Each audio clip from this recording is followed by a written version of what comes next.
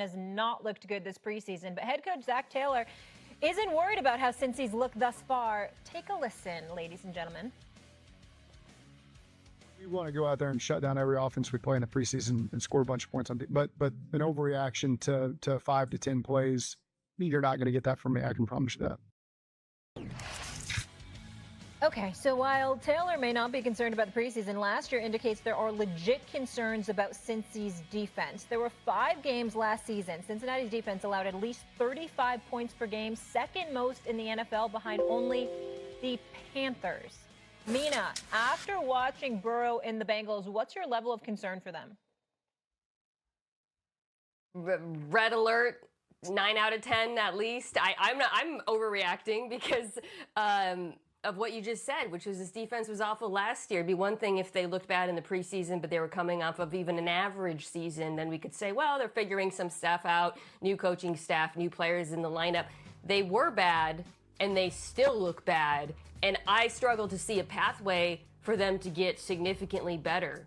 Talk about Trey Hendrickson and the need to pay him and get him on the field. That's fine. Chris, you know this. Trey Hendrickson can't do anything if teams are putting up 6+ yards a clip on them and gashing them on the ground the way that the Washington Commanders did. I mean, the run defense in that game was jarring, just major issues fitting the run at the first and second level of that defense. Trey Hendrickson isn't fixing that.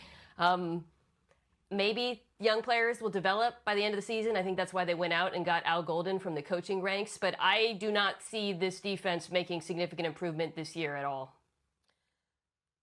Like Mina said, red alert, right? Because you understand how good this team could be. The Bengals, when you look at them, they have a quarterback and they got receivers. They have an offense that can win you a Super Bowl. But the defense continues to be the liability. And as Mina said, they haven't addressed it. You have a new defensive coordinator, but you have young players still. And what gets me about the Bengals is the Trey Hendrickson of it all. Because I don't feel as confident about that situation getting resolved. And I should, because it's so clear and blatant that they need him. The Bengals front office for a while, all offseason, kind of felt like they're stuck on the value for this player, that position. We don't want to give this much. We shouldn't have to pay this much to this guy because of the position. But you got to look at what he brings to the table and what he means to your unit. And the fact that we are still here and Trey Hendrickson is on the field, on the sideline, on a Monday night, being in position groups, talking to guys, and they still can't figure out how to make this work. I just feel like Joe Burrow is so talented that is this going to be another season wasted? And I don't want to look at any of Joe Burrow's years as wasted, and that's my fear. Well, I'm operating under the assumption that the Trey Hendrickson deal is going to get done at some point. Are you confident it will? I'm confident that it will because they spent $70 million a year in wide receivers this offseason. If they're not signaling that they're going for it and they're trying to compete for a championship, I don't know what does. But here's where I come down with the Cincinnati Bengals at. If you believed in them enough last year that they could get to the playoffs despite having a bad defense, then you got to double down on them and believe in them this year because nothing has changed. They are the most one-dimensional team in all of football, and the strength of their team, the identity of their team, which is Joe Burrow in that offense, is incredibly unbalanced. So the one dimension that they do have is also one-dimensional. I don't know that there's a quarterback, a player in the NFL that has more pressure on them in terms of what they have to do week to week in order for their team to win than Joe Burrow. He has zero margin for error. When his team crosses midfield, he's got to get points. When they get in the red zone, he's got to get touchdowns, not settling for field goals. It's incredibly hard in terms of the hand that he's been dealt.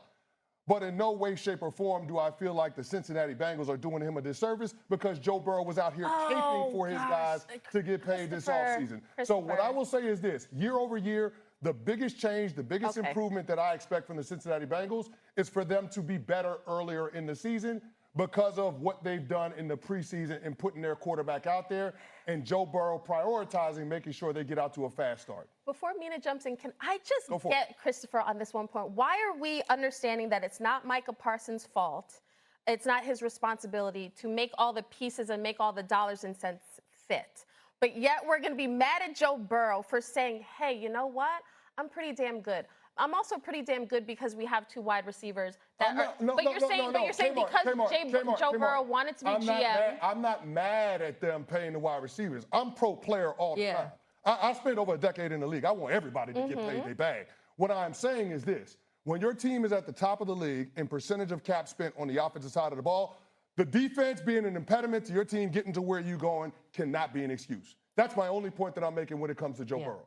But I think the biggest difference that we're going to see in this team this year is them getting off to a fast start. The first two teams that they play had a combined 7 wins last year. The Minnesota Vikings, their week 3 opponent, they have a first-year quarterback starting. So I expect that the Cincinnati Bengals will have a winning record through the first 3 games of their season. And if they set the tone on their schedule that way, I believe that they will be in the postseason. Mina, I want you to respond quickly, then we'll push it forward. I actually find myself agreeing with Chris. I mean, the point he's making there about Joe Burrow. Look, we're not saying that. No, actually, Joe Burrow is the GM of the Bengals, and he is completely responsible for the construction of this roster and how it's built. However, I feel like too often I see people on this program and others talking out of both sides of their mouths, saying Joe Burrow has the best 1-2 punch at receiver in the entire NFL. What a group of weapons. But oh my God, that defense. He is so put upon. You can't really have it both ways there. This was a decision that they made as a franchise. And yes, it is incumbent upon the team to do a better job of drafting and developing, no doubt. But the offense is stacked. That is not an excuse. Unfortunately, and I think I share Chris's concern here too, I do worry about the pressure to put up points leading to passing more on 3rd and longs, taking more sacks, more pressure behind that offensive line. And that could be difficult for them to play a more balanced brand of offensive football because of it. But as far as Joe Burrow goes, he did get what he wanted here, which was the 2 great wide receivers.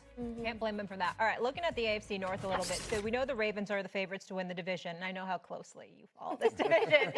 And Joe Flacco will be the starting quarterback for the Browns. So tell me this, which team do you have more questions about right now? Is it the Steelers or is it the Bengals? Well, after that segment, how could it not be the Bengals? You know, I thought when Chris talked about the Bengals being a one-dimensional team, and when Mina mentioned red alert, there's reason. And I think for me, the bigger questions arise with the Bengals because I see that this is a team that could win a Super Bowl. They're that talented. When I look at the Steelers, I think I look at this as expectations. Like, I don't have the Steelers, to me, can be very good or they can be mediocre. When I look at the Bengals, I expect them to improve upon last year, which is get into the playoffs and be scary based off of the quarterback that they have. So I think the questions, again, with Trey Hendrickson, we've talked about this ad nauseum. What is his status? Will he be there week 1?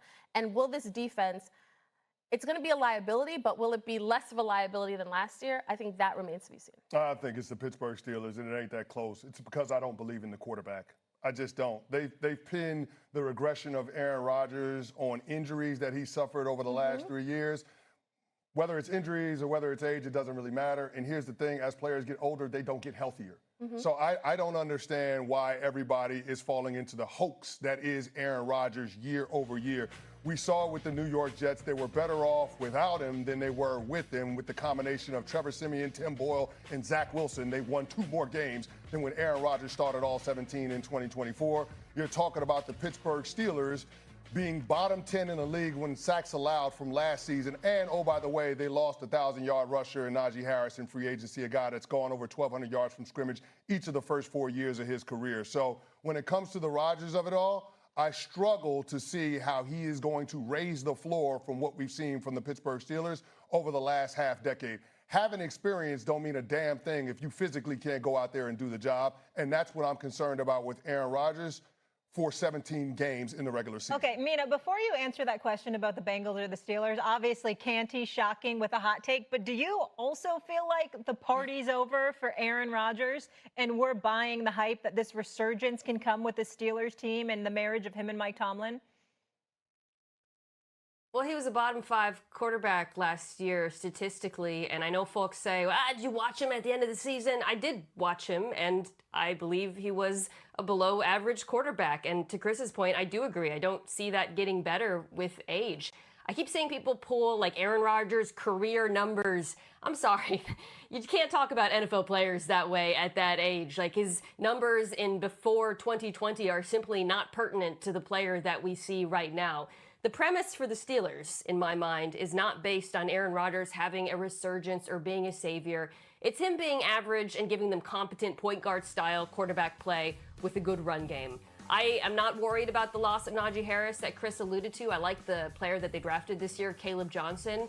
But this run game has to be quite good behind offensive line with questions at tackle for me to feel good about this offense. And I also have questions about the defense, by the way. They have a giant Baltimore Ravens problem, in case anyone who missed last season. That has to get better as well. So I think there's more questions about the Steelers, because with the Bengals, I don't have any questions. I know the offense is great and the defense is terrible. So I guess what it brings to my mind again is the floor and the ceiling of these two teams. It sounds like Christopher is very clear. Steelers are not going to be good. They're going to suck. That's clearly what he's trying to tell America. But when you look at the Bengals, again, do you see them being a legit foil for the Ravens, given the questions that they have on defense? Do you see them being a team that you definitely believe can go to Buffalo and beat Josh Allen, given the fact that Joe Burrow is trying to play without one unit actually helping him? I think, again, it's the floor to the ceiling. That's why, to me, it's like, who are the Bengals going to be? You think, Christopher, that they're going to start faster. I would damn sure hope so. But will they? I don't. That is the lowest of bars to clear, though. You know what I mean? Like, that's the thing. What is your ceiling for the Bengals? With this great offense and terrible defense that we're all speaking of. You know what? I hate. I am so confident in Joe Burrow. Like, this is a team, I expect them to I could see them being in the AFC Championship game. Wow. I could see it because of the QB. But again, the questions are mounting. That's the problem, because I think that's the ceiling for them. Wow, the ceiling is the roof. Yeah, thank you, Michael. Thank you. But I think that's my point. Like, I could easily see them going to the AFC Championship game, except everything has to kind of fall into place. Mina, that was aggressive there. We got AFC Championship game. You buying that? Yeah, I mean, anything's possible in the playoffs. This team could beat a lot of teams 42-41. But I look at the AFC, I think that the Bills and Ravens and Chiefs are clearly a cut above when you look at the complete roster. And those teams have quarterbacks who are just as good. Yeah, I think the Bengals have a greater degree of variance because they have a higher ceiling. But I also believe the Bengals have a higher floor than the Pittsburgh Steelers. I mean, we could be talking about the Steelers being in the territory of having the first losing season in the Mike Tomlin era, the first losing season that they've had in his 18 years of being the head coach. We shall see. We'll leave it there. When we come back, some other teams we need to get into, like the Lions, who tore through the competition in the NFC North last season. So coming into this season, how much of a